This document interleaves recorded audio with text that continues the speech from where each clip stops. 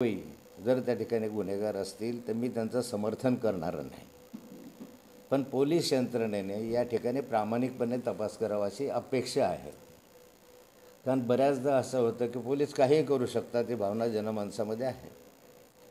त्या संदर्भामध्ये नीट forensic लॅबचे report आले पाहिजे, ब्लड रिपोर्ट आले पाहिजे आणि सर्व रिपोर्ट आल्यानंतर याच्यावर अधिक भाष्य करता येईल. अपुऱ्या माहितीच्या आधारावर अधिक भाष्य करणं चुकीचं होईल. त्यामुळे नंतरही मी पत्रकार परिषद घेईल. पण ते एकच तुम्हाला सांगतो की सध्या जे वृत्तवाहिन्यांवर लोकांचे रिमार्क्स येत आहे ते रिमार्क्स बघता या प्रकरणाचं आपण बघितलं पाहिजे की हे कशा रीतीने घडवलं जात आहे किंवा घडतं आहे. पण तथ्य समोर येईल आणि ह्याच्यामध्ये कधी जावई असो का अन्य कोणी असो, जर दोषी असेल तर शासन झालं पाहिजे. पण कुणाला अडकवण्याचा प्रयत्न होत असेल तर ते सहन केलं जाणार नाही. त्याचा निश्चित आम्ही विरोध करू. बस.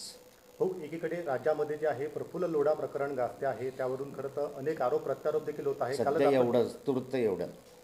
ते काल आपण पत्रकार परिषद घेतली. काय वाटतं राजकीय दृष्टिकोनातून? डिटेल घेणार आहे, पण येऊ द्या ना फॉरेन्सिक लॅबचे रिपोर्ट येऊ द्या. संजय राऊत म्हणताय कुठे तुम्ही सरकारवर टीका करताय, त्यामुळे कुठेतरी हे अडकवण्याचा प्रयत्न या ठिकाणी जनतेच्या ज्या भावना आहेत त्या तुम्ही ऐकतात मीडियाच्याद्वारे, वृत्तपत्रांच्याद्वारे. तर मला याच्यावर अधिक काही भाष्य करायचं नाही आहे. चला.